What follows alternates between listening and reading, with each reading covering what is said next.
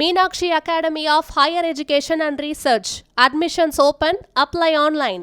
வணக்கம். ஹைதராபாத் சார்மினார் பகுதியில் ஏற்பட்ட தீ விபத்தில் தற்பொழுது வரை 17 பேர் பலியாகி இருக்கிறார்கள்.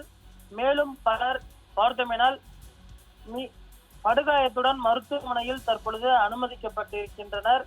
இதனால் உயிரிழப்பு அதிகரிக்கும் என அஞ்சப்படுகிறது.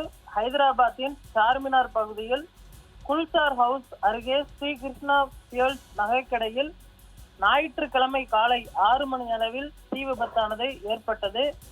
3 மாடிகளை கொண்ட கட்டிடத்தின் தரைத்தளத்தில் இருந்து மேல் தளங்களுக்கும் தீ பரவியது. இதனைத் தொடர்ந்து தீயணைப்பு துறையினருக்கு தகவல் தெரிவிக்கப்பட்டது. சம்பவ இடத்திற்கு மொகல்புரா, கவுலிகூடா நிலையங்களிலிருந்து 11 வாகனங்களில் தீயணைப்பு வீரர்கள் விரைந்தனர். கட்டிடத்தின் பெரும்பாலான பகுதியை தீ ஆக்கிரமித்ததால் மீட்பு பணியில் சிக்கல் ஏற்பட்டதாக அதிகாரிகள் தெரிவித்தனர். இதனையடுத்து அருகில் இருந்த வேறொரு கட்டிடத்திலிருந்து தீ விபத்து ஏற்பட்ட கட்டிடத்தை அடையும் முயற்சியில் மீட்பு படையினர் ஈடுபட்டு உள்ளே சென்றனர். இருப்பினும் மேல் தளங்களில் தீ பரவியதால் தீயில் சிக்கியும் மூச்சு திணறல் ஏற்பட்டும் குழந்தைகள் 8 பேர் பலியாகினர். 20க்கும் மேற்பட்டோர் மீட்கப்பட்டு சிகிச்சைக்காக மருத்துவமனையில் அனுமதிக்கப்பட்டுள்ளனர். மேலும் சிலர் சிகிச்சை பலனின்றி உயிரிழந்ததால் பலி எண்ணிக்கை 17ஆக அதிகரித்ததாக தற்பொழுது அதிகாரப்பூர்வமாக தெரிவிக்கப்பட்டுள்ளது. பலரது நிலைமையும் கவலைக்கிடமாக இருப்பதால் பலி எண்ணிக்கை உயரக்கூடும் என அஞ்சப்படுகிறது.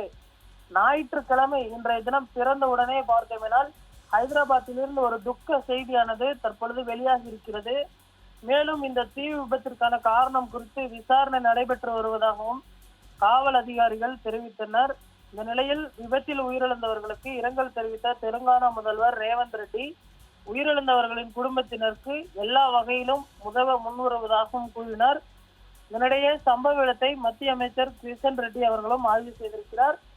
மத்திய அரசு சார்பிலும் உயிரிழந்தவர்களுக்கு நிவாரண உதவியானது விரைவில் அறிவிக்கப்படும் என எதிர்பார்க்கப்படுகிறது.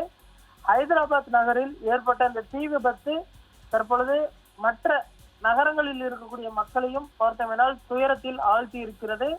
காலையிலேயே 17 பேர் உயிரிழந்திருக்கிறார்கள்.